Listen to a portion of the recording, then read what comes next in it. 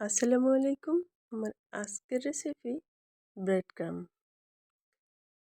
তো bread crumb বানানোর জন্য এখানে আমি পাউরুটি নিয়ে নিলাম। এগুলোকে ছোটো ছোটো করে টুকরো করে নিয়ে নিব। তো টুকরো করে এগুলোকে আমি রোদে শুকিয়ে নিব, একদম কড়া রোদে। আপনারা চাইলে চুলাতেও এটা বেক করে শুকিয়ে নিতে পারেন। তো আমি এটা রোদে দিব, যেহেতু এখন প্রচুর রোদ, তো রোদে দিলেই শুকিয়ে যাবে এটা অনায়াসে। তো আমার সবগুলো গুঁড়ো করা হয়ে গেছে। এখন এটা আমি রোদে দিতে যাব।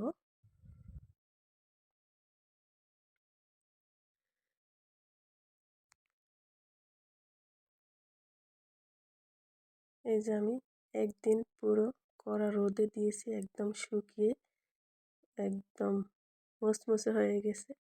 হাত দিয়ে চাপ দিলে একদম গুঁড়ো হয়ে যায়। এখন এটাকে ব্লেন্ডার জারে নিয়ে ব্লেন্ড করে নেব। এটা আমার আগের করা ছিল, আজকে নিয়েছি এগুলো।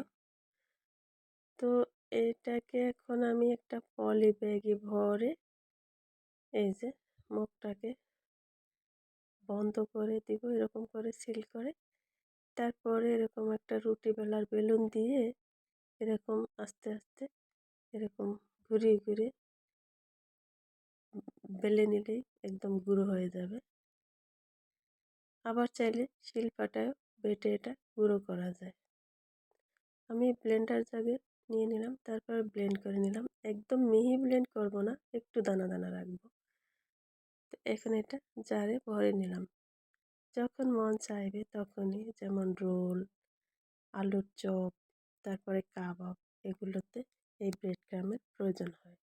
তো খুব সহজেই বানিয়ে নিলাম। আজ এই পর্যন্ত। আল্লাহ হাফেজ।